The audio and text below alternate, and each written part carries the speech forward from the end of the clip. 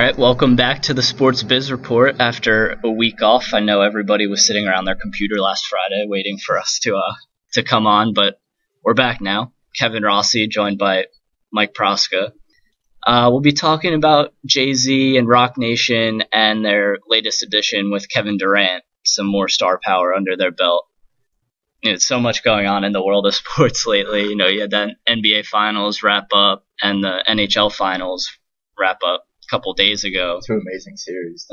Seriously, and both drew great TV ratings. NBA Finals on ABC and then NHL Finals on NBC. Yeah, Aaron Hernandez getting arrested. Oregon with their sanctions. Chip Kelly ducking them. Chip Kelly somehow got away.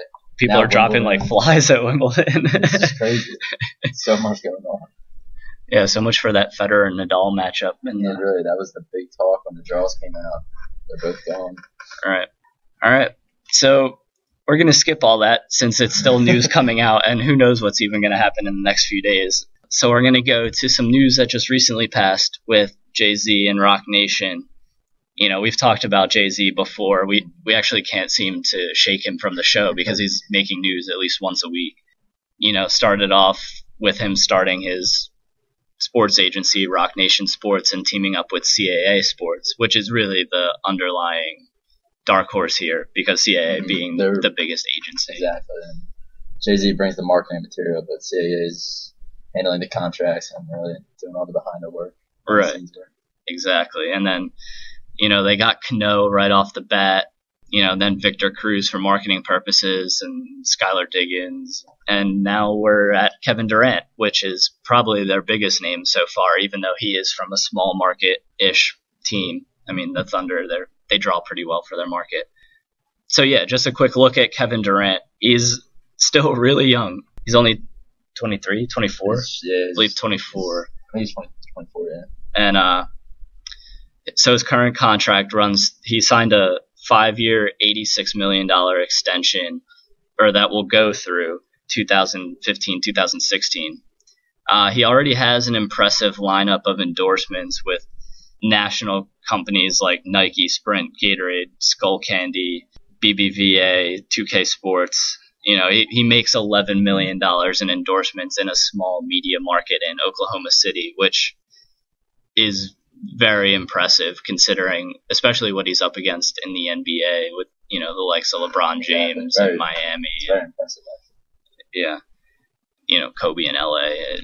It's crazy. By the end of Durant's contract, he'll be 28 and basically in the prime of his career still. So, Mike, do you think that Jay-Z and Roc Nation may try to move Durant, get him to sign elsewhere in a bigger media market, or does he stay? What are your thoughts on that? I think that's a very interesting point. From what Durant's done going to Roc Nation Sports, you would think that would be the plan in the long run, but then again, if the Thunder start winning championships and competing, why would you leave? Which is a legitimate possibility. If Westbrook comes back next year, the Western Conference is really open. Who knows what's going to happen? I think if he wins a championship within the next 3 years, there's a better chance of him staying. But however, if he doesn't get one in the next 2 or 3 years, I think that's going to be the move. He'll go somewhere, big market. Team up with another superstar, maybe. I'm not sure whose contracts run out at that time, but looks like that's what got to be somebody. Yeah, maybe Durant will join the party. But as we mentioned before, he has, especially for where he's at, he has an incredibly impressive endorsement portfolio, and he's not overexposed yet, which is good. Something that even LeBron James has been able to avoid, the overexposure in marketing. Do you think he's kind of maxed out in Oklahoma City? Do you think a move to a bigger media market would be necessary to drive more endorsement dollars his way? Or what are your thoughts on all that? I think a move would help drive endorsement dollars. Is it necessary? No, not really. He's already making $11 million in endorsements each year, so it's not necessary. However, I believe he's the 34th highest paid athlete. Yeah, exactly. So, considering he's a top 5 player, if he wants to be paid the big bucks, it would help him. I mean, that's sort of Jay-Z can obviously bring him together with other entertainment groups and just like other big celebrities. And I mean, the things Jay-Z could do, like, that he could bring in a lot of money for Kevin Durant. But then again, I do think he is maxed out in Oklahoma City. Right. I think partly with his moving around, possibly to another city, and that this is all based on just speculation from when he signed with Jay-Z. I think it may depend on how Russell Westbrook develops over the next few years. Like, will Durant even need to move to pair up with his, co-star? Because Westbrook definitely has the ability to be that guy and has shown flashes of being that guy. I also think not even just Westbrook, the other players on the team are needed. As you saw with the Heat, they had a third player step up each game when they won.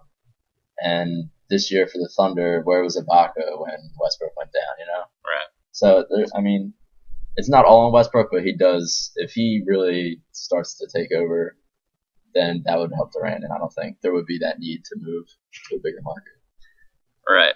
And it would really come down, I think, to where Durant wants to stand, in his place in history. Like, obviously, if he can get some championships in OKC, I personally don't see the benefit in leaving just for more endorsement money. Like, he's making the money, but like he's building a legacy, and it's something that's why people hated LeBron's move from If he can Cleveland. win in OKC, he can do what LeBron did without being hated on, basically. Right, exactly. And I think it's something that's lost in how we currently do sports with free agency and, willingness to trade just about anybody.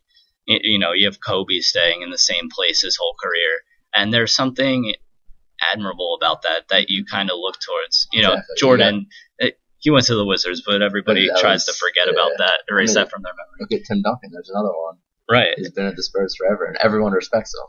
Exactly. It's something that you can't get. You can't make up for by just winning championships or bringing in endorsement dollars. And it could potentially, I think, make him more marketable in the long run, obviously. Oh, definitely. It's not a short-term that's thing. a good point. Yeah, I don't think that he could do significant. Maybe he could bring in more dollars per se, but I don't think he could do better as a whole brand. I think he's where he needs to be. I think that's the question for him that he's going to have to decide. Does he want the more endorsement deals and the more marketing dollars and his legacy maybe to be affected by that? Or does he want that legacy? Doesn't have to make $100 million. He can stick with $12 million a year and still win championships and be great. God forbid. Yeah. And so we'll see when that comes up. I mean, we have a few years for that, and OKC is definitely near the top of the West, so they have, and with the West open, I mean, the Spurs, they're ancient, and they made it to the finals, so it's pretty wide open in the West, and they're definitely there, right? So a little bit into Rock Nation and Jay-Z, he's brought in the star power, he's become pretty diverse in his clients. He's certified in, NFL, MLB, NBA. He's got Skylar Diggins in the WNBA, which I think will help him. But still yet to negotiate the first contract, the first big sport contract. He has CAA on his side, but I'm really interested to see what kind of bold moves they pull out. I mean, is Jay-Z gonna? It is interesting. I mean, the Durant move, is it going to be the domino effect? That's the question. I mean, I know Deshaun Jackson had talked about going to Rock Nation, but who knows what he's doing. It's interesting. I mean, he's got CAA on his side, which is probably the big thing for the athletes. They're going to like that. And then obviously he's such a big name. I mean, he's not a businessman. He's a business man, as he states. I mean, he knows everyone. I mean, and that's attractive for athletes. If CAA was not on his side, I don't think this would even be news still. I mean, I don't think it would have worked out, but with CAA, it would be a nice headline story, but it wouldn't be continuing. Looking like a real power play in the industry.